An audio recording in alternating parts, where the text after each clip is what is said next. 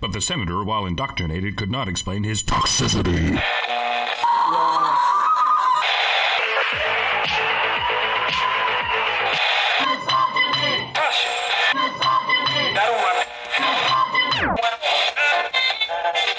You should not listen to men's rights advocates if you want to know what they have to say. What's up, party people? And also you NPCs out there, and welcome to HBR News number 181. Weinstein accuser lied? Hillary Clinton loses security clearance? I am your host, Brian Martinez, and I am here with my panelists who are at least 1/64th Russian trollbot to look at the best feels, funnies, and what the fucks to discuss Clam Slam Badger style. Let's get started, shall we? Today's panel consists of the usual suspects, Mike J, Hannah Wallen, Dr. Random Cam, and me, the Doge in charge. We have a great show lined up for you guys today, so please be sure to continue the conversations both in the chat as well as in the comment section. On this week's HBR News Show, we're going to be talking about the collapse of one of the cases against Harvey Weinstein. We're going to be talking about the anime Goblin Slayer and all the triggering that's been happening around it, witches against Kavanaugh, and much more. So stick around; it's actually going to be a good time, and also kind of an appropriately October-y, couple of stories too. And also stick around afterwards for the patron-only after show. Have you ever had the idea in your head that objectification of men's bodies should be treated the same as objectification of women's bodies? Well, it's time to get educated on why you're wrong, as the National Post's Sabrina Mado explains why you are a rapist and probably also a racist bigot because reasons for having such an idea in your head. Anyway, if you'd like to participate in our after shows either as an audience member or a participant, please consider becoming a patron at www.patreon.com/honeybadgerradio. And if you don't want to wake up one morning to find yourself unable to find our content because YouTube finally dropped the axe on our channels, go to badgerfeed.com. That's badgerfeed.com. And lastly, if you are watching this video and you are on our main channel, Honey Badger Radio, please subscribe to Badger Livestreams, which is the channel that the live streams take place. There you'll be able to participate in the live chat as well as send super chats. So we'd like to try to migrate the audience. Stay subscribed to HBR because we're going to have videos there too. But for the live streams, come over to Badger Livestreams and give us a sub there as well. That way we can keep the conversation going. You can also follow us on Twitch, which is twitch.tv, I think, /honeybadgerradio. And we also have a Facebook presence as well. All of our live streams go up at all of those places at the same time. And you never know when one of our presences could get zucked or jacked or whatever. And then we have to find a new home. So may as well follow us everywhere. All right, so with that all out of the way, the one thing I wanted to say before we get started, because this is something that I found out about today, or not today, but yesterday, it is Domestic Violence Awareness Month. October is National Domestic Violence Awareness Month, and the Domestic Violence Coalition of Van Buren County, they're doing a a fundraiser, but I wanted to bring this to your attention. In case you didn't know, this month is Domestic Violence Awareness Month. So if you see discussions around that, be sure to remember that domestic violence is more of a reciprocal experience for both men and women. It is not unique to them. Also, children should be considered. And essentially, this is not a gendered problem, and that is not how it should be discussed. So just keep that in mind. As we see, probably there'll be some talk around domestic violence in October. So, and speaking of domestic violence, we have a story that's a little bit related to that coming up in the program. Anyway, so let's get into the stories. And I guess I'm opening up. This one is done by my wife, Stapler. And it is about Hillary Clinton. So Hillary Clinton no longer has her security clearance. A letter released by Grassley this Friday revealed that Hillary Clinton has lost her security clearance back in August, on August 30th. In addition, 5 of her staffers had also lost clearance during Cheryl Mills, who was one of Clinton's top aides. The other staffers had their name redacted. According to the Daily Caller, the removal of her security clearances stems from her, quote, mishandling of classified material on her personal email servers, as the FBI assessed that it was, quote, reasonably likely that a foreign entity was able to hack her servers. Grassley had sought an update on a clearance review of Clinton's email servers back in March of 2017. In that letter, he wrote, any other government workers who engaged in such serious offenses would, at a minimum, have their clearances suspended pending an investigation. The failure to do so has given the public the impression that Secretary Clinton and her associates receive special treatment. So, it's really a short story. I thought it was kind of funny that, she lost some of her, let's say, for the lack of a better term, privileges. Choice of words. It's given the public the impression that Secretary Clinton received special treatment. Yeah. Not that she did or anything. It's a bit of a tactical choice, though, because if you've read the article, it's not that she lost them; it's she gave them up.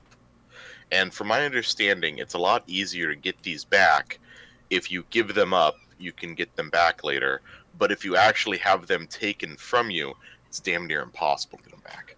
Yeah, but if you hand in your resignation after you've been written up all but the last of the number of times it takes to get you fired, doesn't change the fact that you were going to get fired. And Hillary Clinton was going to lose her security clearance. So she gave it up voluntarily so that she'd be able to get it back easier. And so that she'd be able to save face by saying, oh, they didn't take it away from me. I gave it up. You can't fire me. I quit. Exactly. And as much as people want to say, well, we got to be even-handed about this and everything, that was a sneaky move. And it's pretty typical, honestly, of the Clinton camp. It's not something that I'm not going to attribute that to the whole left, because that wouldn't be true. But it's very typical of the Clinton camp. Oh, no, we haven't done something specifically wrong. We did something parallel to something wrong that isn't as bad. And that totally makes up for the fact that we were heading towards this thing that was wrong. And, it gets us out of accountability for it. And that's basically Hillary Clinton in a nutshell. Yeah, absolutely. And, it's well, Hannah pretty much put it right on there. It's definitely a tactical choice. I think it's kind of funny because it could work to serve her better in the future, but I think people can see through it. So, all right. So, this is really, it's not a huge story, but I thought I'd mention it. So if there's no other thoughts on that, we move on to the next one. We got like 7 to get through, so. Okay, Mr. Mike J, would you do the honors, please? Why, certainly. So, the anime Goblin Slayer has made its debut on Crunchyroll and Funimation, where it immediately sent shockwaves through the community. The series, at first glance, appears to be standard anime fantasy fare, which follows a plucky group of eager female adventurers who's taken on a contract to rid a cave of goblins. However, the inexperienced group is quickly... okay, I should mention spoilers. I wanted to get that out of the way. I didn't have that in the write-up, but yeah, spoilers for the first episode, so you've been warned. The inexperienced group is quickly overwhelmed, which leads to the majority of them being rather gruesomely raped and murdered. From that point on, the titular Goblin Slayer character appears and... well, he slays goblins. While unexpected deaths of characters isn't new to fans of anime, the scenes of rape certainly were surprising to some. So who's to blame for this? Well, Crunchyroll shoulders some of it, as they labeled Goblin Slayer TV PG. After massive amounts of negative backlash, Crunchyroll released the following statement.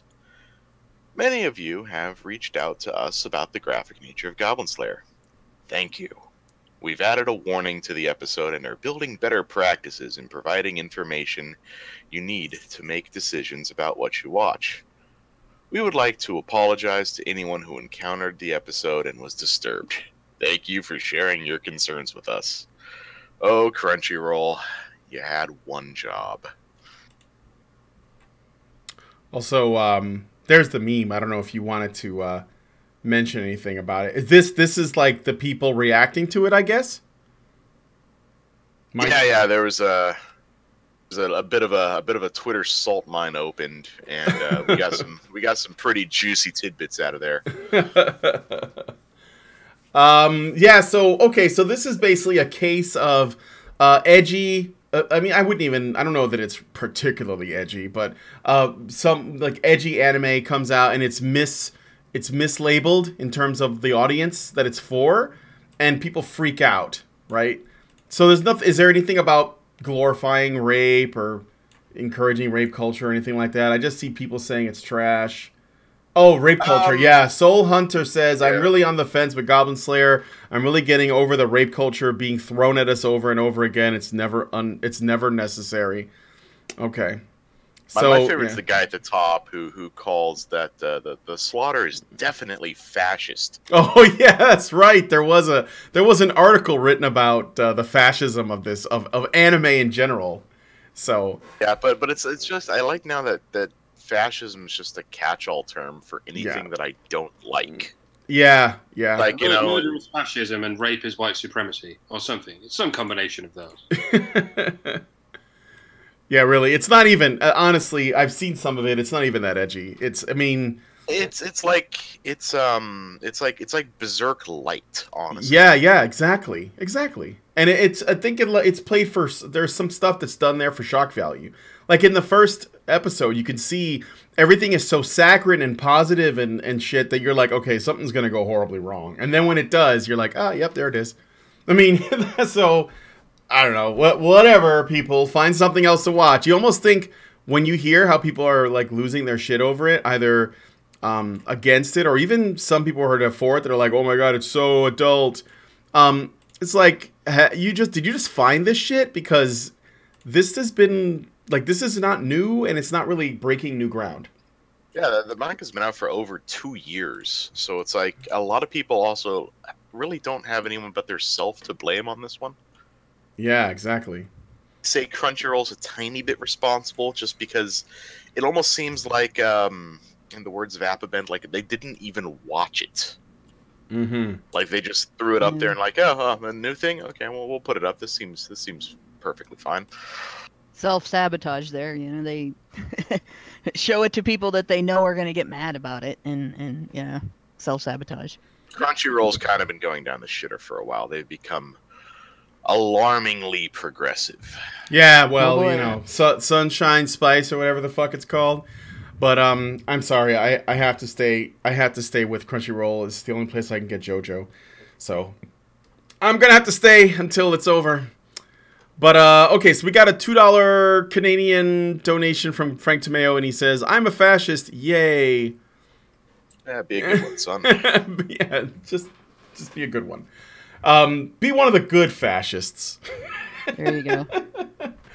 All right, well, you know, if you ever get into an argument with somebody about the show, just tell them you found something that's a little more appropriate to their age, and don't tell them what it is, but drop a link in their Twitter or whatever to them, so they can watch Meet the Feebles. Yeah. And then watch the fireworks. All right, so let's move on to, or anything by Ralph Bakshi. Let's move on to the next story. We're going to be talking about Mini-Me. And this is another one from Mike J. Apparently you did 2 in a row here, so. Yeah, time for a double upload, guys. So, it's been 7 months since the passing of actor Vern Troyer, better known as Mini-Me in the Austin Powers series of movies. Troyer's comical movie roles masked a history of depression and alcoholism. While not entirely clear at the time of his death in April, the Los Angeles County Medical Examiner Coroner has concluded from the autopsy performed that Troyer's cause of death was alcohol abuse, and it has been ruled a suicide. At his time of death, Troyer's blood alcohol content was over 3 times the legal limits. In a statement made to the actor's social media pages, a spokesperson for Troyer said the following, quote, "Over the years, he struggled and won, struggled and won, struggled and fought some more.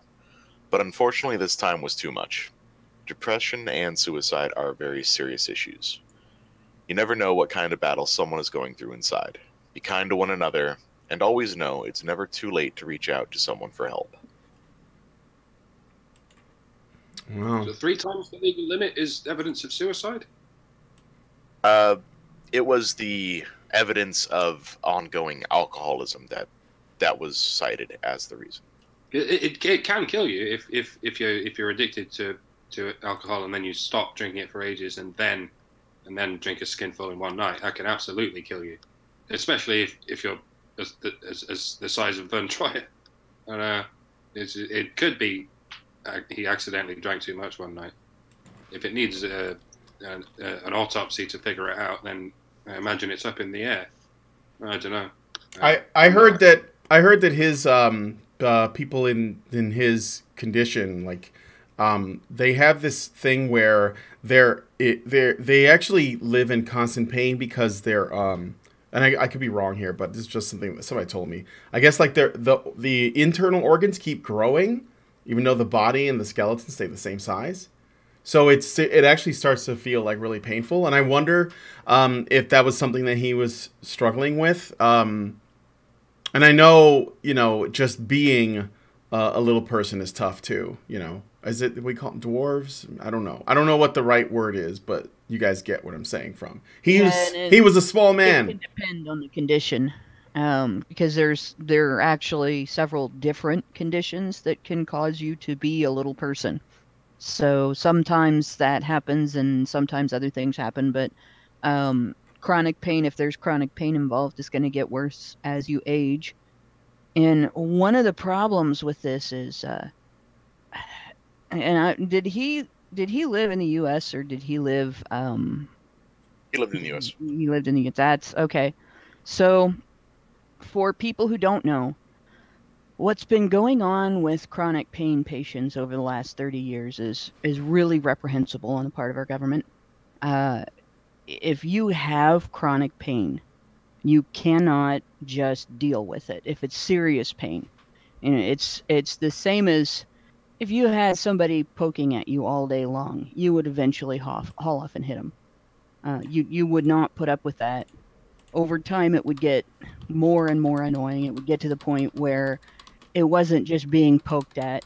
It would feel like a major assault. It's basically what harassment is. And chronic pain is your body harassing your brain. And I've watched this happen to somebody close to me over time. And it's this is kind of hard to talk about because of that. But just imagine, instead of somebody poking at you, if somebody was hitting you with a ball bat all the time. Mm-hmm. You get up in the morning and there they are with that ball bat, smacking you in the gut, smacking you in the knees, smacking you in the back. Doesn't matter where. And it never goes away. And you call the cops, and the cops tell you that, they really can't do anything because you've got other people that are being fended off by cops with their baseball bats, being fended off by cops. And this one just happened to get through, and you're not allowed to have any more cops, so you have to deal with this ball bat. It wouldn't make any sense to you. It wouldn't be very reasonable. And the reality is, the situation for people with chronic pain is largely due to that. The government coming along and saying, well, we're going to place limits. Insurance companies lobbying, we're going to place limits. We're going to tell your doctor what your doctor can prescribe. And we're not going to be reasonable about it, right? Obviously, there's a limit to how much medication you can take before it hurts you. Any medicine is that way. There's even a limit to how many vitamins you can take before they hurt you. But that should be between you and your doctor, not you and the government, not you and your insurance company, but you and your doctor. And it's not.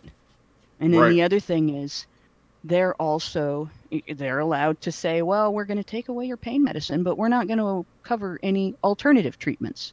So if you have chronic pain that could be alleviated by, say, something like massage therapy, you can have that 3 times a year, but we're not going to allow you your pain medicine. Oh, and if this surgery would help with your chronic pain, we're not going to cover that either. We're going to bend over backwards to find reasons why you can't have that surgery. But we're still not going to cover your pain medicine. And we're not going to cover much massage therapy. We're not going to cover your physical therapy. You're just screwed. And if you need your pain medicine for years and years and years, we're going to call you an addict, even if you don't increase your need for that medicine over time. The pain doesn't go away. You got degenerative disc disease. You got arthritis, something that doesn't ever go away. Well, if it's not being cured, then you're an addict. That is where chronic pain patients are. So if you have chronic pain and you have depression, you do end up looking for alternatives. And I've had family members go looking for alternatives and end up on heroin and die. I've had family members that have lost their ability to do anything, like just anything. I've seen family members go from being public servants and full-time workers and community activists to sitting in the living room and watching television all day because getting up and moving around and doing things hurts too much. And I've watched family members break down and cry like somebody died because they're in pain and there isn't anything they can do about it. And if that's one of the things that Mr. Troyer was going through, I mean, I can understand what he did. It's heartbreaking and it's angering and it needs to stop. Well, I can tell you what he had. So I looked him up, and he had an extreme case of cartilage hair hypoplasia, also known as McCusick type metaphyseal chondroplasia. Anyway, it's a rare genetic disorder. Symptoms may include, of course, his short-limb dwarfism due to skeletal dysplasia, variable levels of immunodeficiency, and a predisposition to cancer. So he has no hair on his body, hence, his baldness, short-limb dwarfism, extensible joints of his hands and feet. His spine was abnormal. He had neutropenia, a defective antibody, and cell-mediated immunity. So he had a host of problems that were physical, and it was genetic. It was something that he likely inherited. And I think that when you have that many issues, it probably comes with a lot of depression. I think that he was likely living with a lot of pain. So this is, it's like a story about an actor that died, and it was likely, they're ruling it as a suicide right now. But what we are also looking at, is a person that somebody said read these things before. Well, I'm sorry, it didn't come up until now, but. We are looking at another case of a male suicide, and sometimes it's for these kinds of reasons. He probably didn't have the support system that he needed. Maybe there was nothing that could have been done. I don't know, but I thought nonetheless it was something worth sharing. So, especially if you guys were fans of his from the movies he's been in and stuff. So. Yeah, this is one where it's really important if you know somebody who's in a situation where they've got a chronic disorder, whether it's chronic pain, whether it's an immune disorder, anything like that. Just check on them every so often. See how they're doing. See, you don't have to, be glad-handing and try to prop them up or anything. Just let them know that there's somebody thinking of them and that wants to spend time with them and stuff, because those are conditions, and it, like I said, it doesn't matter if it's chronic pain or if it's an immune disorder or if it's a different disorder, that anything that just repeatedly causes you problems throughout your life is going to lead to depression, and it can lead to suicide. That's one of the groups of people that is high risk for it, is people with chronic health conditions. Yeah, exactly. Okay, so if there's nothing else, I guess we'll move on to the next story. But R.I.P. and peace, Mr. Troyer. And yeah, I know that was a while back, but it's still worth bringing up. So here's where things get interesting. So the Weinstein accusations appear to be falling apart, or at least they're starting to. Harvey Weinstein faces up to life in prison on charges of rape, predatory sex assault, and criminal sex acts for the alleged attack on 3 women prosecuted by Manhattan District Attorney Cyrus Vance Jr.'s office. Weinstein's defense lawyer, Ben Brafman, has argued the movie producer should be dismissed because prosecutors hid the fact that he had a long-term consensual relationship with at least one of these accusers. This accuser, Lucia Evans, says Weinstein forced her to perform oral sex on him in 2004, when she was a 21-year-old college student and aspiring actress. However, according to page 6, prosecutors have found a written account that the sexual encounter was actually consensual. A prior employer of Evans turned over the personal writings she left on the company computer, which appear to contradict her grand jury testimony, a law enforcement source said. The writings indicate it was consensual, friendly, a source told the Post. It has caused a split in the Manhattan District Attorney's Office. Some believe the charges should be dropped and that there is a problem with this complaint. Another unnamed accuser exchanged 400 emails with Weinstein during the weeks and years after the alleged rape. In a February 2017 email sent nearly 4 years after the alleged sex attack, she wrote, quote, "I love you, always do, but I hate feeling like a booty call, smiley face." Assistant District Attorney Joan Iluzzi Orban countered in court papers that none of the emails show the accuser denying that she was raped and insisted the presentation to the grand jury was fair and complete. In an update to this story, The Times reported that the charge brought by Lucia Evans has been dismissed. The case's lead detective, Nicholas DeGaudio, has admitted to withholding information from The Times. Quote, prosecutors revealed that a friend of Evans has told them the actress had confided that she performed oral sex on Weinstein willingly in return for work. Duh. Furthermore, the unidentified friend said that she had given DeGaudio this information before Weinstein was indicted. Yet the detective had failed to inform the district attorney's office about these important details. According to the letter, DeGaudio had also told the friend that less is more and that she was not obliged to cooperate with prosecutors. DeGaudio once championed the Daily Beast as a hashtag MeToo hero, like way back, right? In 2015, there was a case that he was involved in. And he is no longer involved in the investigation. However, the bias shown by DeGaudio could potentially still lead to the dismissal of the entire indictment. We will be following this to give you more updates as things continue to unfold. So, that's kind of a bomb, isn't it? Yeah, well, at this point, I'm starting to not be surprised by anything. I mean, this started to look like this months ago. And little at a time, little by little, it started to come out that, both sides of this are involved in a little bit of hinkiness. The women, a lot of the women involved seem to have been involved in voluntary activity with them. A lot of the women involved seem to be quite enthusiastic about their end of the quid pro quo agreement. Mm-hmm. And while there is that one recording of the woman who turned him down and him saying, but what did he say? I'm used to this. This is the way I'm used to doing things. Yep. Well, here you go. This is why that was the way he was used to doing things. Because there are women who know that they can use their tits and ass to get a job.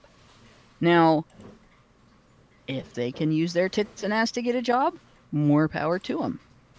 But they have no business complaining later on. You can't turn around and call it a rape.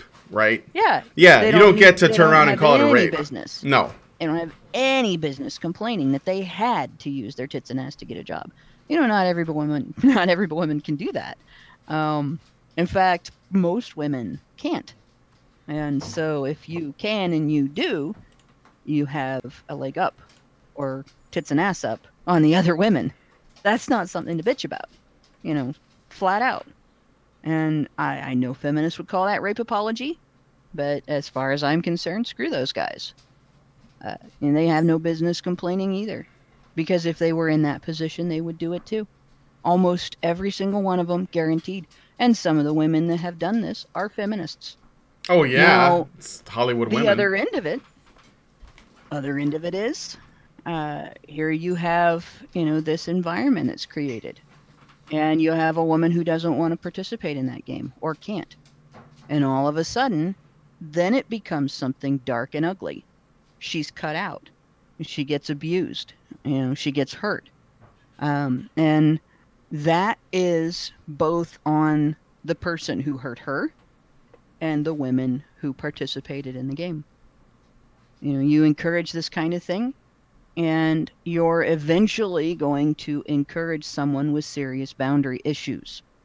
And this is a situation where it's still, you know, Weinstein, he may be completely innocent in most of the cases that he's involved in. The one thing I will be surprised at is if that tape, in which he said, I'm used to doing this, you know, I'm accustomed to this, if that accuser turns out to also not be a victim in some way or another. But I think it's going to be kind of hard to explain that one away. So in this instance, like I said, there's bad on both sides there. But I have a feeling that most of the cases against him are probably going to go this way. Yeah, I think so too. I mean, obviously this is all speculation, but when I heard about this, it was like one of the first things that we talked about. I'm pretty sure I said this. I said that if this is casting couch stuff that we are calling rape, then that's wrong, because I mean these like as regardless of as to how you feel about Harvey Weinstein, about how you feel, you know, regardless of what you might think about the way in which he has made women famous by essentially saying, you know what, you want to be famous, then, you know, get naked on the couch, I don't know, let me jizz in a plant, whatever it is, right?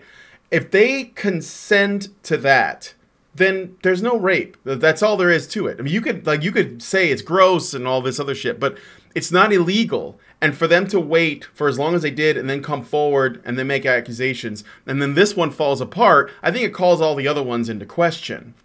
And there's a pretty good chance that he's going to get away with all of it. But I want to make this is a big but. Bill Cosby was found guilty, and he's serving time. And as far as I'm concerned, considering how long it had been and what little they have as far as evidence goes, I think that he was unjustly imprisoned. Because, again, I think this was a case of people consenting to, you know, hang around with him. I think the big contention was he was asked if he had given these women drugs, and he said yes, he did. But and I know that we're not specifically talking about the Bill Cosby case, but it's worth repeating. The thing that's left out is, did they want to do drugs with him? And I think that's actually what it was. He said, hey, I got Quaaludes, you want to come into my trailer? And they were like, yes, I do. And then they do drugs together and have sex. So he's going to jail for something that wasn't a rape, if that's true, right? Unless there's something else I don't know. So just because Harvey Weinstein, the cases against him could be falling apart, doesn't mean that this is necessarily a victory. Again, I don't have an opinion on the man himself. I'm looking at the case, and what we don't want is to live in a world where a woman can wait as long as she wants, then come forward and make an accusation, even though she was complicit, and still put a person in jail. And that's why a part of me is actually happy to see that he's turning out to be innocent in these cases, because I think that it will, it's a lesson, right? If you don't want to be on the casting couch, then don't.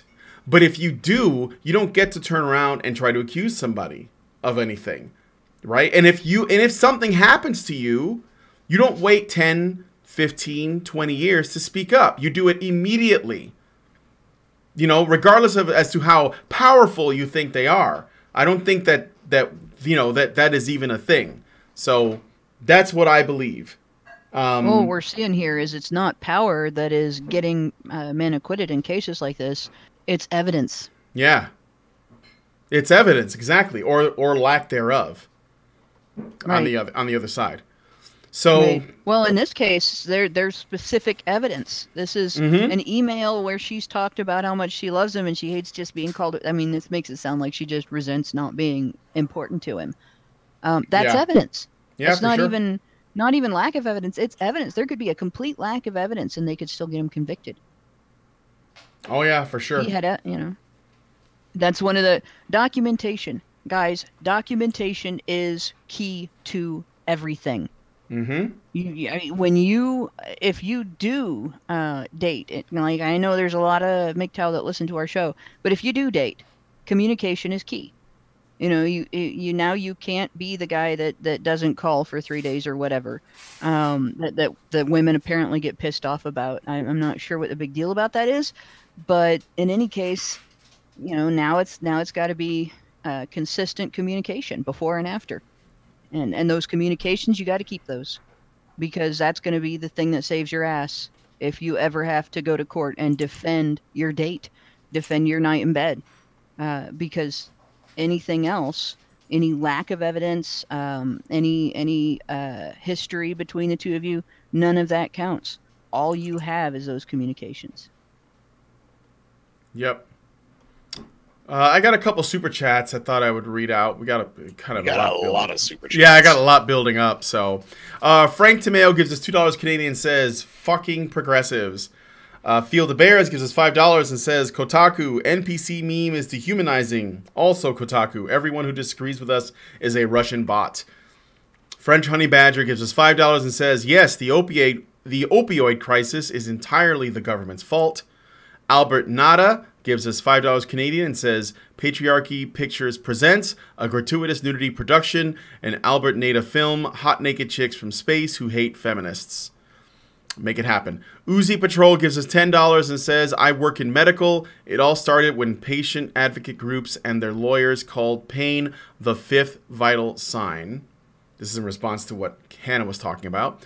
Andrew Gauss gives us $10 and says, sounds like what was happening in the UK with all of those cases falling apart. I wonder how many other cases in the US have evidence hidden from defendants. Yeah, because that detective, he was hiding evidence, which is super suspect, right? And he's considered by people in the Me Too movement to be a hero. And I have an article with a blurb on that I'm gonna show you guys in a second. So this guy who is basically doing shit, you know, that I guess if you're hiding evidence, I don't know if that's illegal, but it certainly is improper. He's being hailed as a Me Too hero because I guess he can get convictions. Frank Tomeo gives us $5 Canadian, says Michael Keller said something important about a memory wall. Hold on, I'll get that. Michael Keller says Badger Livestreams. We need a virtual memory wall for those who got falsely Me Too'd and or committed suicide after being accused. Yeah. I think Frank's point is we already do have one of those. I'd like to know where that is. And thanks for that, Frank and Michael Keller. Mr. Roboto gives us $2 and says, Where are all the Me Too people when it was Roman Polanski? Yeah, well, that wasn't a thing at the time, but they were supporting him. Yeah, despite the age of his victim. Yeah, they were. They were giving him standing ovations. That's what they were doing. Frank Tomeo gives us $2 Canadian and says, "Remember documentation." Neat Scholar gives us $10 Canadian and says, "Does anyone know a good trick to remove a semen off of a chair? A semen stain off a chair? I'm asking for a friend." Dawn dish detergent. And cold Hey, it gets water. it out of the... Cold water. Never mind. And cold water. Always use cold water on bodily fluids of all kinds. And Dawn dish detergent for bodily fluids that are not blood, and peroxide for blood. And I'm not going to explain how I know any of that other than the fact that I do clean house occasionally. If you saw my house, you would not believe that at all, but it is true.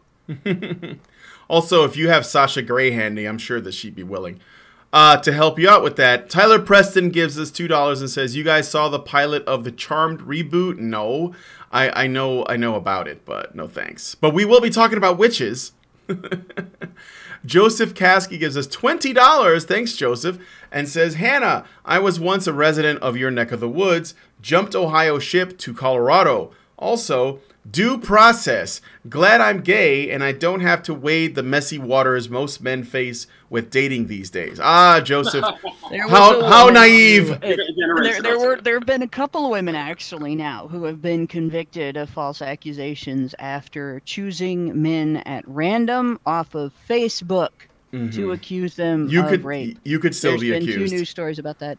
That's the other thing. Now, I've been to Colorado, and Colorado is beautiful. Went to Colorado Springs, and where else did I go? Colorado Zoo, I believe, or maybe it was the Denver Zoo. But it's been like 20 years. But Colorado's really nice. Yeah.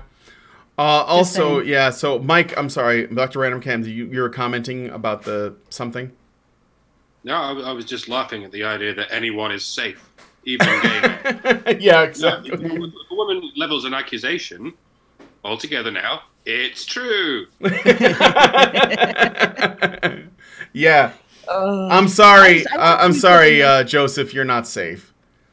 I want to point one other thing out. There are 2 very significant differences between Harvey Weinstein and Bill Cosby. One of them is blatantly obvious. One's white and one's black. So that's sort of consistent with what we've seen in the justice system.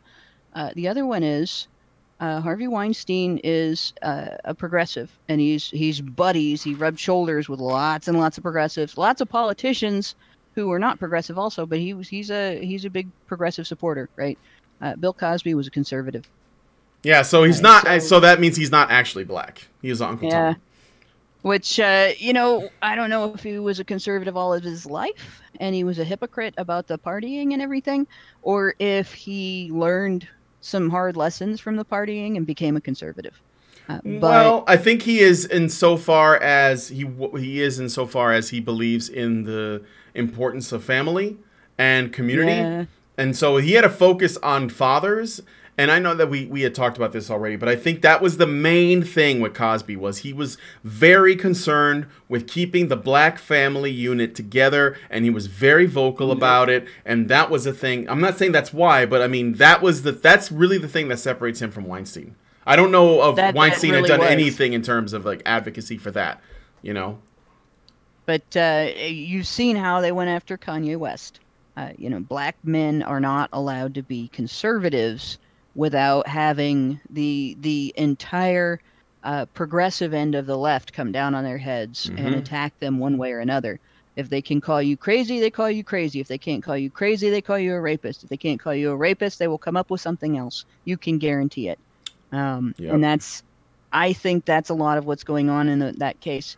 And I wonder, what Weinstein did to get him put into the situation, who he didn't support, or who he didn't give money to. I'm really cynical about this because looking at the accusations and everything, how they're falling apart and everything, I really suspect that it's political as much as anything else. Not just political as in the Me Too movement, but personally political against him.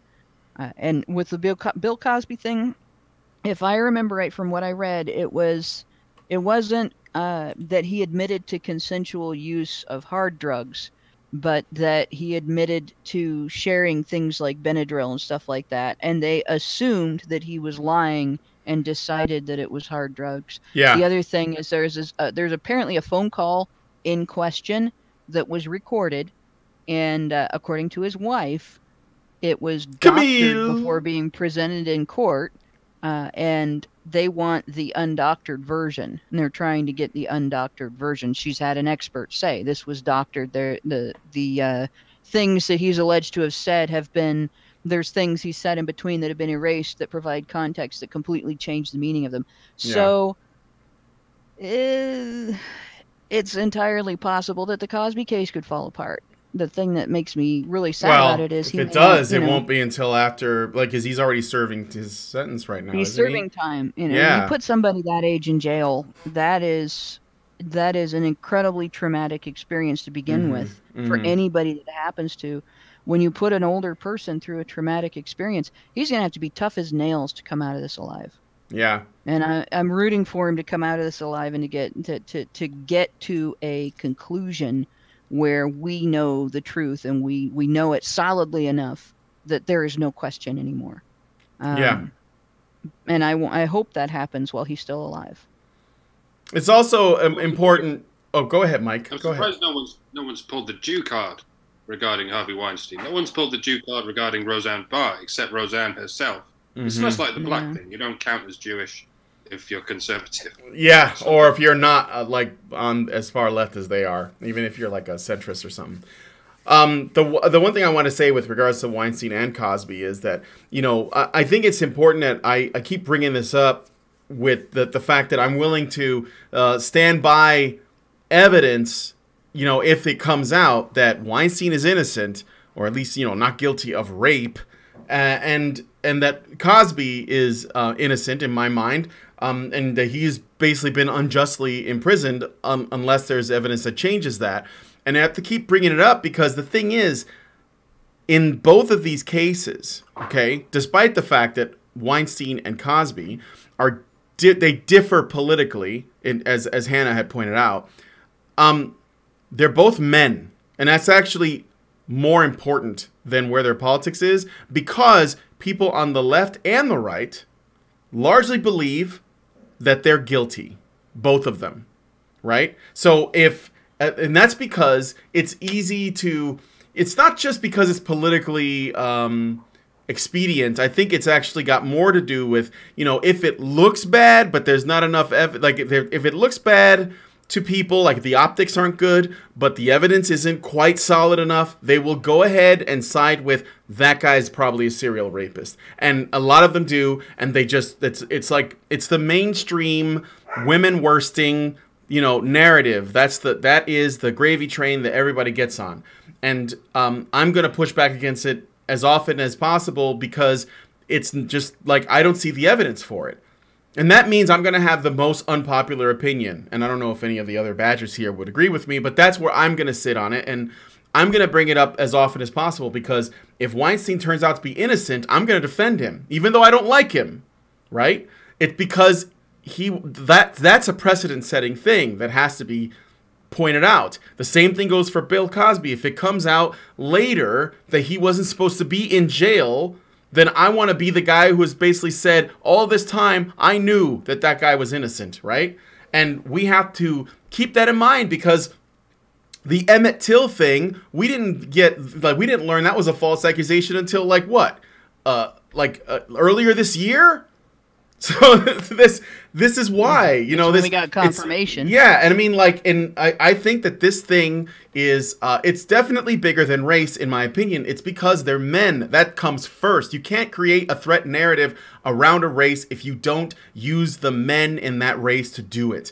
And so when people say you're a white male, or, you know, those darkies over there are scary, they're talking about their men. And that's the thing that I'm going to, keep a focus on. So just know that I'm going to follow this Harvey Weinstein thing through because I want to see what happens. I think that it is likely that many of these cases will fall apart and that they were, in fact, consensual and that he is unfairly being prosecuted, even though I don't like him. But you know what? The law is a law, and he is still a man at the end of the day, and I don't want to see precedent get set that could hurt, you know, good men, too. So this is why I'm doing this. This is why I feel this way. We want to see this turned into a hate crime, by the way, because this became news today, at least over here. They're considering turning misandry into a hate crime as well. No, thank you. Do not want. Wrong direction. Thank you very much. Yeah, I feel the same way. Plus, I think that even if they do it, Mike, I believe that it's going to, because we're talking about trying to define hate crimes, I have a feeling that even if they make misandry a hate crime, there will be significantly fewer instances of misandry. Regardless. Yeah, it's like lip service. It means the world nothing. into a kindergarten. Yeah. Sorry. They're turning the whole world into a kindergarten. I gotta say it. If you listen to any politician, anyone who is it like a political advocate, a commentator, anything like that, the minute they start making noises about the general public isn't smart enough to deal with their own shit. The general public can't take care of themselves. The general public can't determine their own interactions with other people. And it doesn't matter if there's a victim. It doesn't matter if someone is ignoring where their rights end and your nose begins. If you are annoyed by them, we have to take care of that. The minute they start saying, these people are our burden and it's our job to make all their decisions for them. The minute they start saying these people are our burden and it's our job to provide, they're not your friend. They're not helping you. They're not there to make your life better.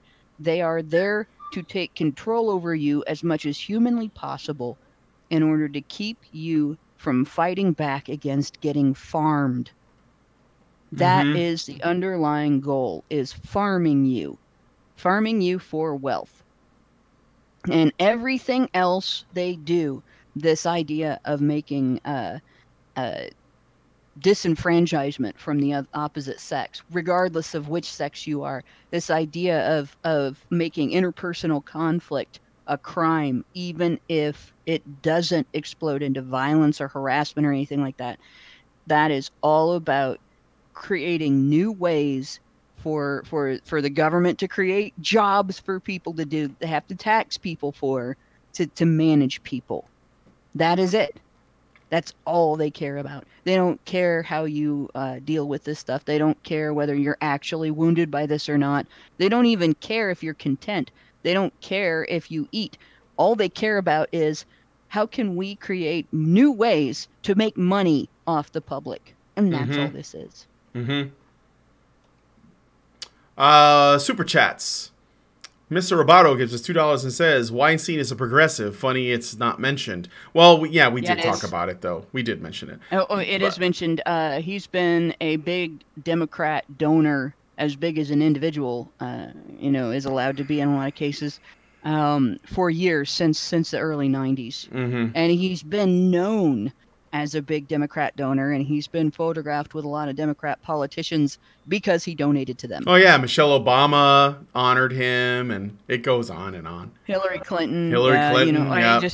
It goes back. Pelosi, Schumer, he's given money to a lot to people. He's close to all those people. He's a feminist, self-identified. Here and there to the Democratic National Committee. He's a big Democrat. But the primary reason that they're vulnerable to, I agree with Brian. The primary reason that these guys are vulnerable is because they're men. The primary reason that they're targeted is because they're men. But I do believe that there's a difference in the treatment that the two men are going to receive. That is partly based on skin color, and that is partly based on their politics.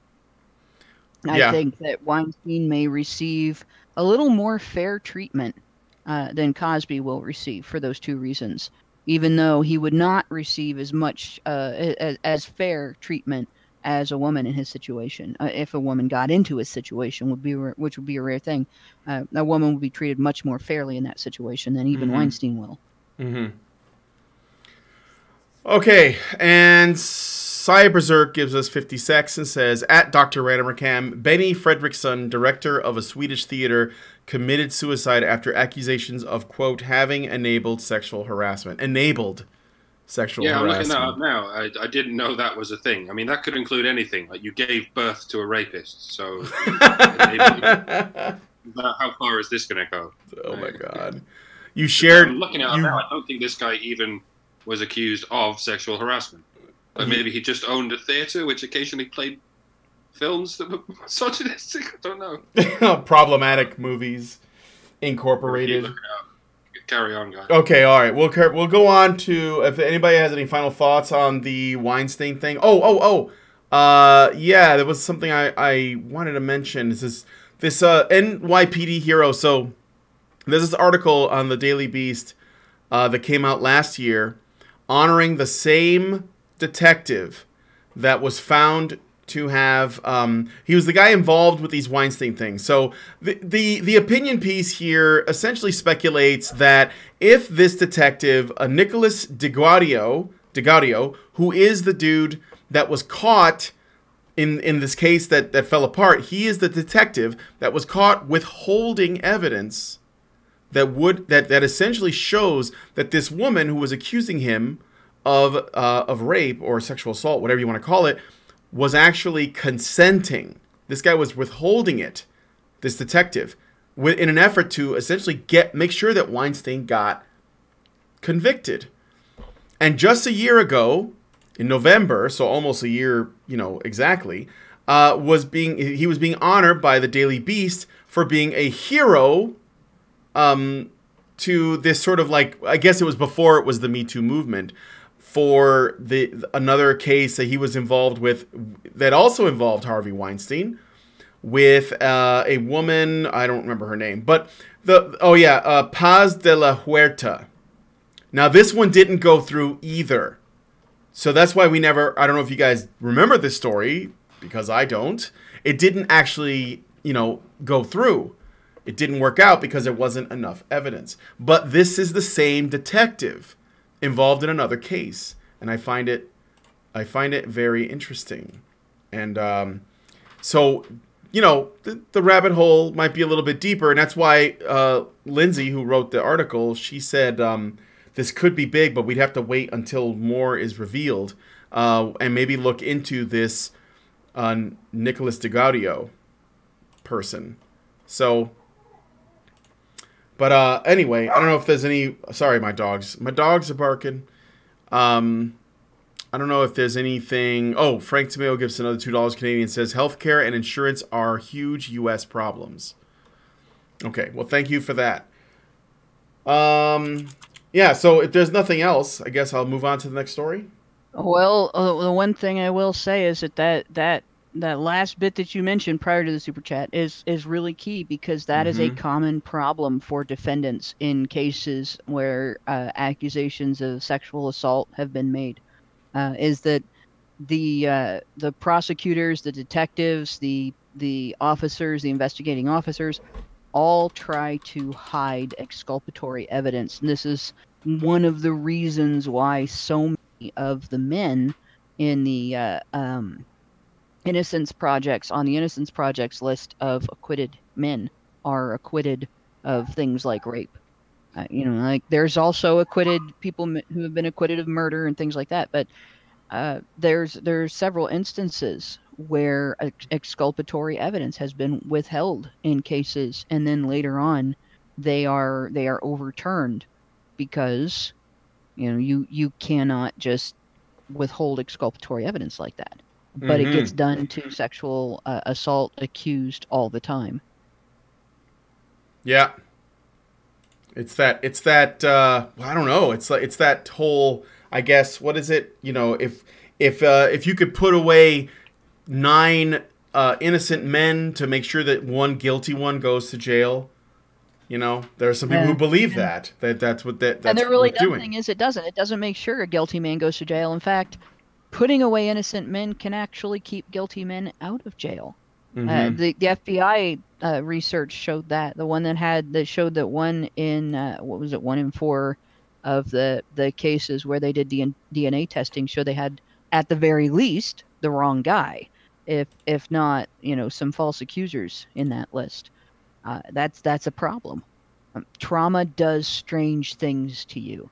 And it can help can help you remember things, and it can also cause you to have difficulty identifying your perpetrator.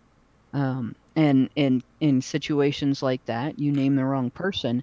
It's not necessarily because you're malicious, but you still named the wrong person, and the person that didn't do it, that got named, doesn't deserve to be punished.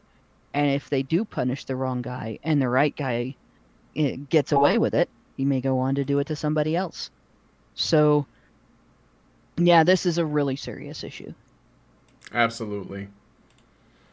Okay. Well, if there's nothing else, we're gonna move on. Let me just make sure there's no super chats that popped up. Nope. Okay. Well, let's. This should be fun. Tell us what you guys think about these stories. Obviously, in the comment section, I look forward to seeing your comments, especially this Harvey Weinstein thing. I think it's very interesting. So, but now we're gonna talk about Kavanaugh and witches. Brooklyn witches plan to cast curse on Justice Kavanaugh.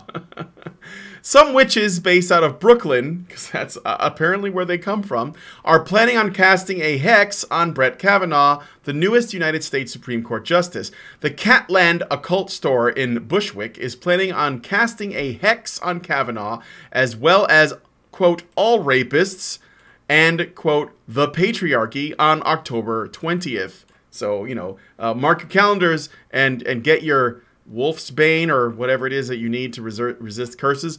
Over 1,000 people said that they will attend according to a Facebook event page. Can you believe it? Can you imagine being one of those people? The page says that, quote, he will be the focal point, but by no means the only target. So bring your rage and all of the axes you've got to grind, end quote. Dakota Barchiali, that's the name of the woman, is the organizer of the event, which is similar to other hexing events held when Donald Trump was elected president. That worked out really well, too, I'm sure.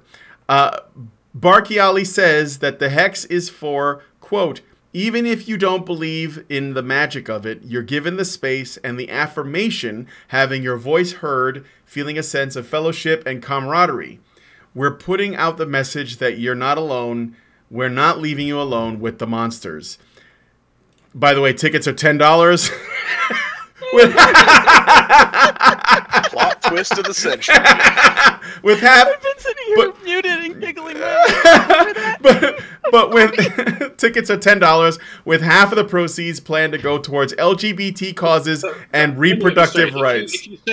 If you say publicly, "Oh, I hope some journalists get gunned down this weekend," that's really bad, and you'll get crucified and dropped from everyone, whoever, whatever.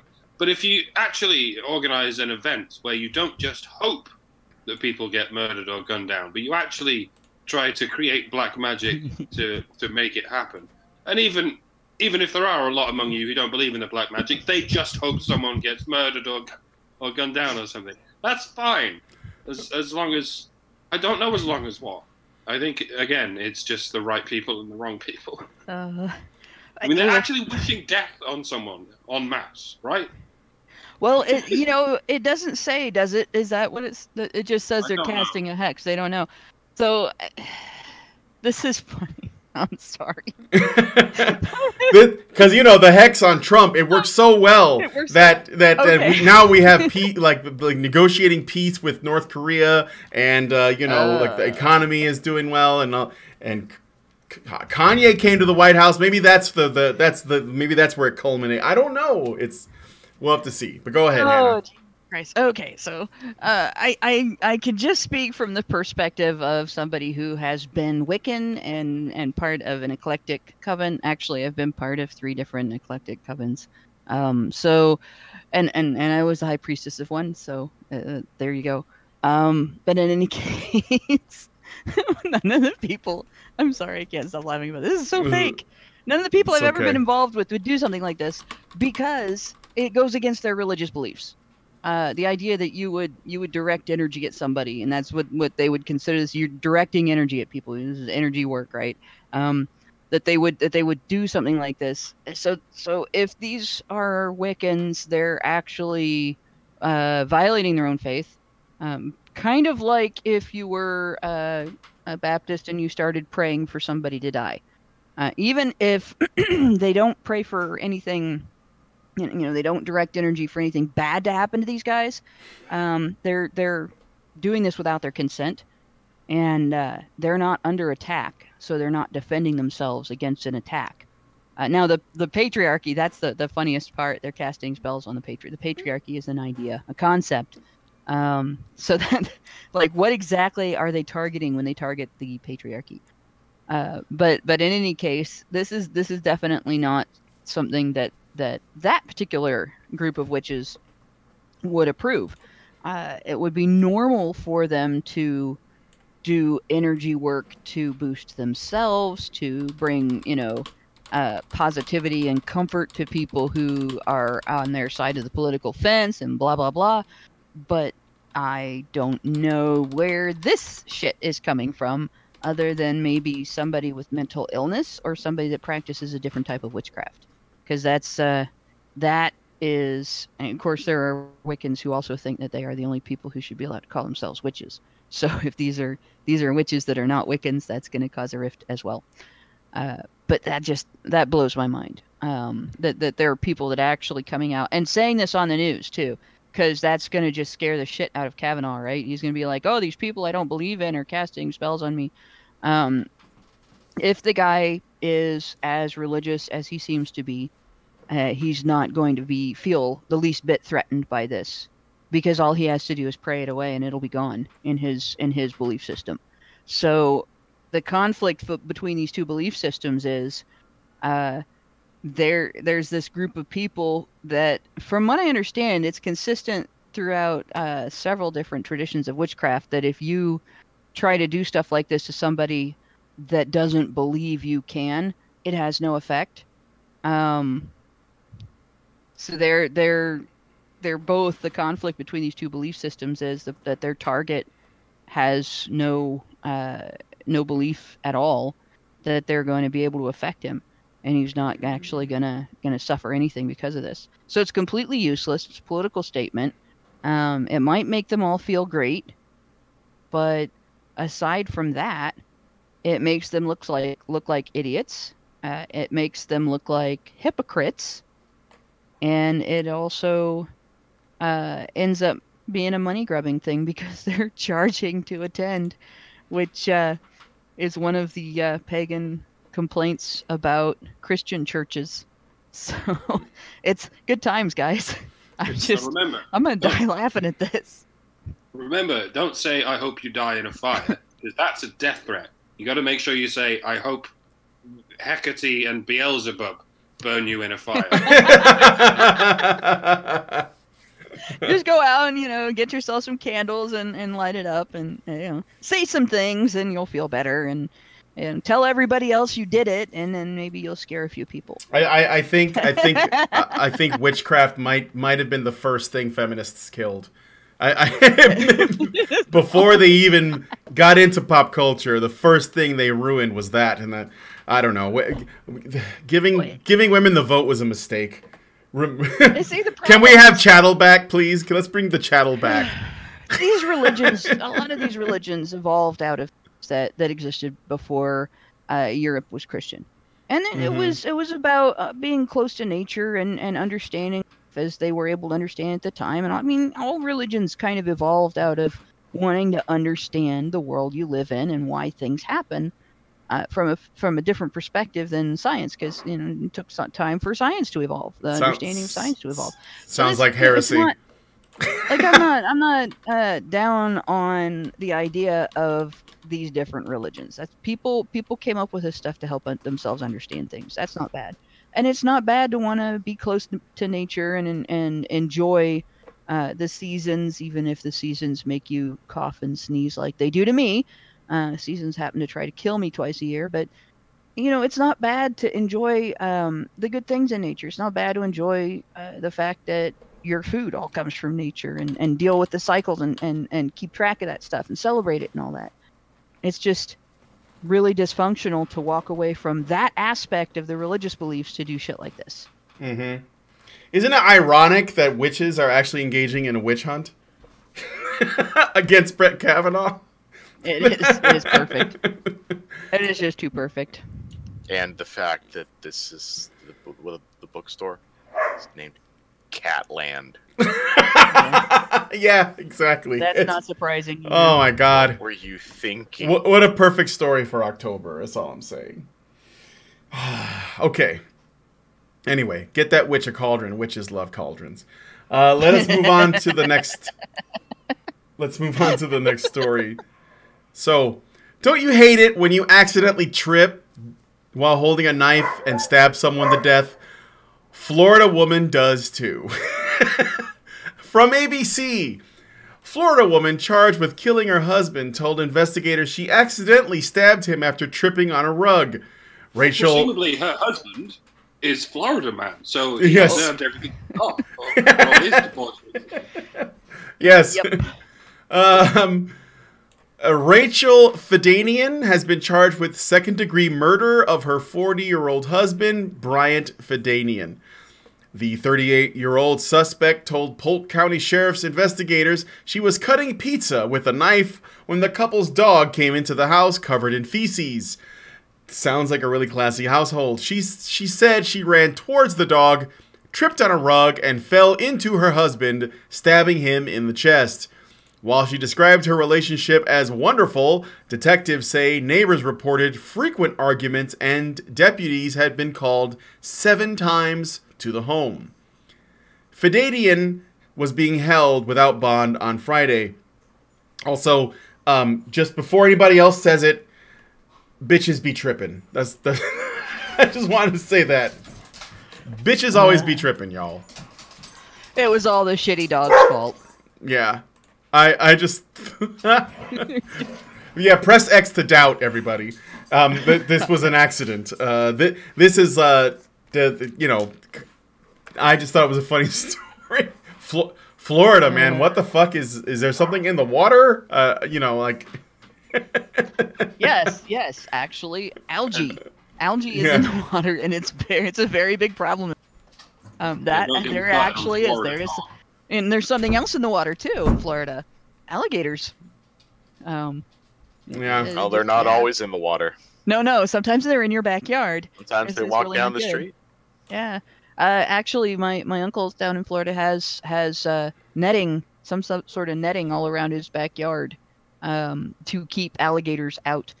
Like, you actually have to take anti-alligator measures in certain areas of Florida to keep alligators out of your yard.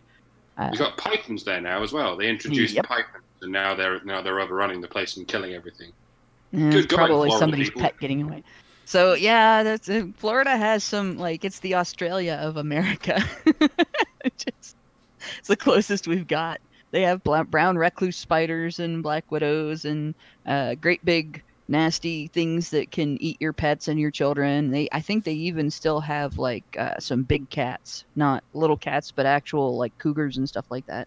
So there's all kinds of fun things in Florida, but and apparently there are women who can't go walking through the living room without falling on their husbands and stabbing them in the chest. Damn, dude. You know, it just sank in that she's 38. The bitch looks like Dolph Lundgren. I mean, damn. I know. she looks like she's my age. But she looks way older than you, Hannah. Way old. You look like a story. teenager compared to her. I'm serious. No. Oh, you're a sweetheart. This woman's life was rough. If her story is as bizarre as it is, it's what she has described as possible. If it's true, then there should be footprints on the floor from the dog. So the detective should have at least found some evidence that the dog actually did come into the house covered in shit. Like, if that happened, it's possible that her story is true. It's too bad her husband's not around to defend her. No, meth's a hell of a drug. I know. Somebody said you could light a match on that face. Michael Keller, no, Brian didn't call me old, I but know. I am 46 and proud of it. Because, I'm 46 I did have too. a doctor say I wasn't going to live to be 21, so neener doctor, not ours, obviously. Oh, anyway. So it's nice. It was a good try. Tripping and falling into your husband with a knife it's a good try. You should get one of those rolly things for pizzas though. They work a lot better than knives. That's kind of a pain in the ass. And also, why was your dog covered in shit? What the hell is wrong with you? It was Florida dog. Yeah, Florida right. dog. Probably rolled in it. Okay. I got some super chats. Let's see. Maw gives us 20 kronas. I know that now. Donkey Kong coins. Says, did it to Trump too. Now he can't stop winning. This is regards to the witchcraft, the spells. French Honey Badger gives us $5 and says, so that witch stuff is still about collective masturbation. And then Capistan gives us another $5 and says, Florida police records are public, so journalists just sit at police stations to pick up stories as they come out, hence all of the stories. And they're so great. Don't ever change Florida. Joshua Toms gives us $2 and says, why live in the middle of nowhere in Florida? I don't know. I mean... Cheap real estate. Yeah, it must be. Free real estate. Well, the thing you have to understand is every state has something like Florida, man. It's just depending on, you know, the character of the state, things might be different. Florida man tries to eat your face. Ohio man will assault you with a pizza. So, you know, and you can look that up. That's actually a news story from Ohio. Somebody assaulted somebody else with a pizza. They hit them in the face with a pizza. So yeah, there's every state has their Florida man, their state man, and their state woman. You just have to look for it. According to French Honey Badger, who gives us $5 to say this, Florida police records are public, so journalists just sit at police stations to pick up stories as they come out, hence all the stories. That kind of makes sense. Mm-hmm. But also, it's tropical. Tropical climates just drive people nuts in general. Yeah, isn't that where all the bath salts zombie attacks were happening many years ago? Yeah. That was all fabricated. It was all bad. Yeah, okay, all right. I mean, I just figured it's Florida. Florida weather is great. When the zombie apocalypse breaks out, it's going to happen. It's going to start in Florida. That's going to be ground zero. Just saying. Yeah, it's either there or California. I just want to say, though, the disparaging Florida weather is not nice. Florida weather is fabulous in January. Mm-hmm. And February. No, I'm sure it is. Oh, yeah, for sure. Yeah. Great place to be in during those times. Much better to be there than in Ohio in those months. Just saying. Also, California could also... They already have zombies, but they're different kinds of zombies. California has earthquakes, though. Yeah. And zombies. Or NPCs. Eventually, aren't they? Yeah, but the earthquakes will knock the zombies down. Then you can run away. Oh, the zombies don't do anything. They just kind of hang around and shit in the streets. But they still have them. They're not the kind that you have to be afraid of. They usually stay there. But anyway, okay, so that's it for Florida Woman. I just thought, funny story, I'll share. I think there's another super chat before I go on. Frank Tomeo gives us $2 Canadian. I'm sorry, I almost said California. I am sorry about that. Very sorry. $2 Canadian and says Florida is crazy. Okay. We don't have our own currency in California. But there's a Disneyland. Disneyland is there. I forget, Disneyland or Disney World. It's a Disney thing there. Disney dollars, yeah, we're going to switch to them eventually. Yeah. They're probably worth more than... No, I don't know. Just going to buy the whole state sometime. Just buy the state. One can. Okay. So moving on to the last story. Him too. Hashtag him too picks up attention. Hashtag him too is a hashtag that gained some attention these past few weeks because of the ordeal that Brett Kavanaugh had to endure. While the hashtag has been used sparingly, it went viral after a mother made a post comparing what her son was going through to Brett Kavanaugh. She said that her son was refusing to go on, quote, solo dates due to the current climate of false sexual accusations by radical feminists with an axe to grind, end quote. Many people made fun of her comment, and various other posts mocking the hashtag spread over other social media platforms. Her son, Peter Hansen, tweeted that, quote, sometimes the people we love do things that hurt us without realizing it. I respect and hashtag believe women. I don't know why. I never have and I never will support hashtag him too.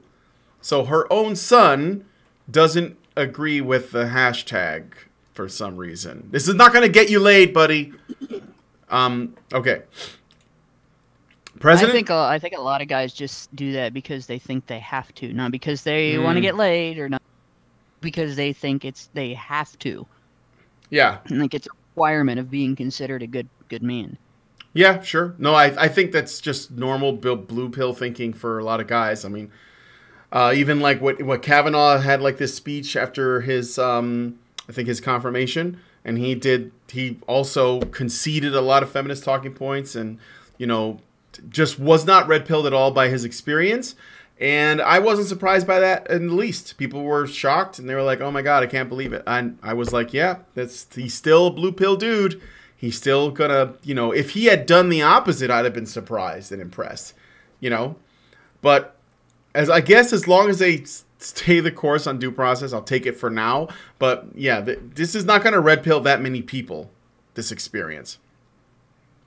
President Trump has spoken about the concerns of some men regarding false rape accusations, saying that it's a very scary time for young men in America where you can be guilty of something that you may not be guilty of.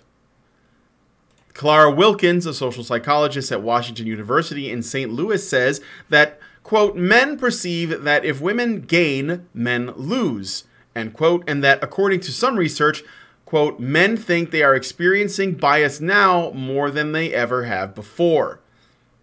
Andrew Miltenberg is an attorney who claims that he has defended hundreds of young men from false allegations, many of them in a university setting.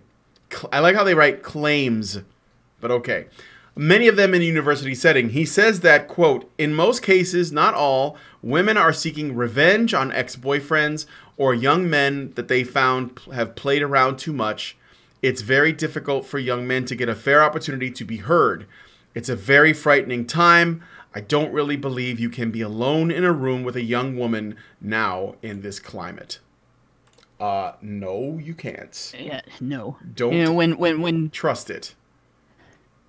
No, when that one word, out of her can put you through a major ordeal that can last years and years, or one phrase, I'm afraid. That's all it takes. You can walk into a court right now. If you're female, you can walk into a court and get a temporary emergency restraining order against a guy simply because you are afraid of him. All you have to do is say that. You don't even have to prove it. You don't even have to prove you have a reason to be afraid of him. You can give reasons, but you don't have to prove any of them are true.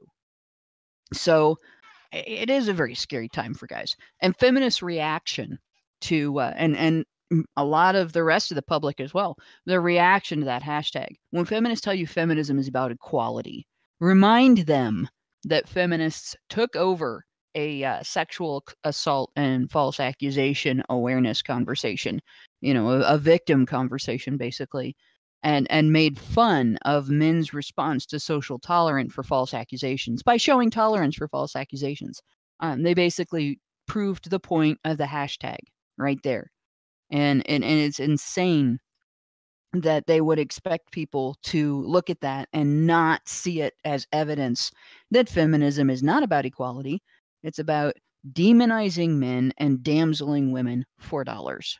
They're threatened, and that's it. The other thing that I would say about this, that line, men perceive that if women gain, men lose. Women don't gain from hashtag Me Too. Women don't gain from hashtag Believe Women.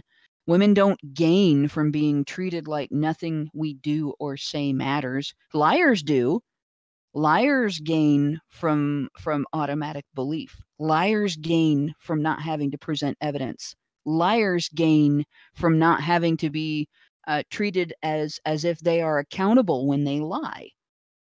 And there are liars who are women, but women who are not liars don't gain anything from this.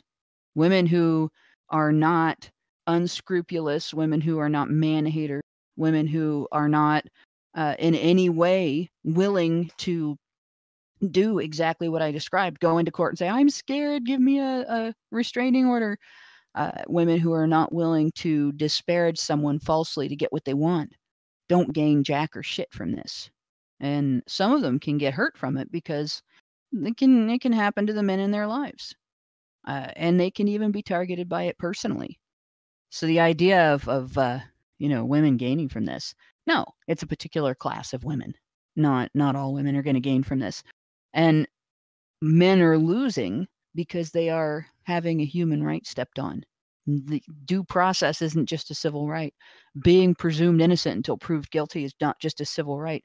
Your boundaries are being trespassed on. You are having things taken away from you if you can be just jailed or have your career taken away or have your home and your family destroyed on the basis of just somebody's word without any evidence. So yeah, men lose, but not to women. Men lose to liars under this situation. Also, once again, Mike Pence was doing the right thing. So I was trying to find this meme. It's a picture of him laughing, and it says "laughs in foresight," but I couldn't find it. But it's pretty perfect. So yeah, apply the Pence rule if you must. Also, I mean, look, you know, it's absolutely true. This is a scary time to be a young man in America. I still stand by that, and I'm really glad that Trump said it. I don't think that we would have... There's no way we would have heard that in most cases. So yeah, Pence has been vindicated. Trump makes a good point.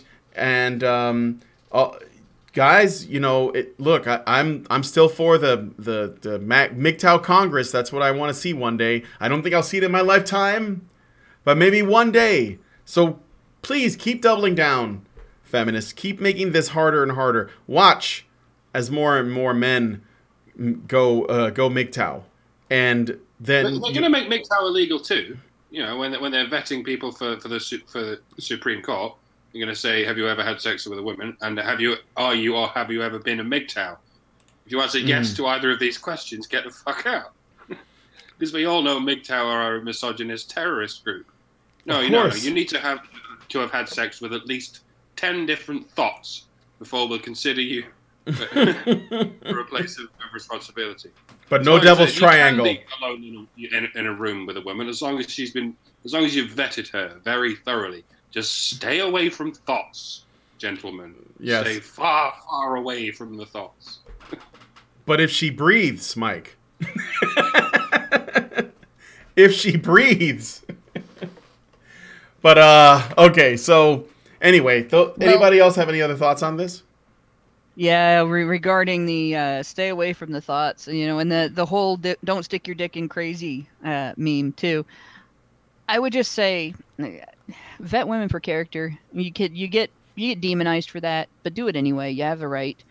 And if you would not trust a man because of a particular type of behavior, don't trust a woman who exhibits that behavior. If you wouldn't do business with a man engaging in that particular type of behavior, don't get romantically involved in a woman, you know, with a woman who would engage in that type of behavior. And don't cut women slack on accountability and on due diligence in their lives just because they're women. You know, don't tolerate shit from a girl that you wouldn't tolerate from a guy. And that makes a big difference. If you let a woman walk all over you, you are more likely to be falsely accused. If you tolerate psychotic behavior, if you tolerate irresponsible behavior, if you tolerate dishonest behavior from a potential partner, you are more likely to be falsely accused. It doesn't mean that that's a fail-safe against ever being falsely accused, just like, you know, not going down dark alleys in the middle of the night half naked isn't a fail-safe against ever being raped. But it does make a difference in the level of risk that you face in your life. So it's not just don't stick your dick in crazy. Don't you know, jump into bed with the nearest woman. Don't trust that easily. You have every right to judge. And when people tell you that you don't, you're full of shit. They're full of shit. Yep.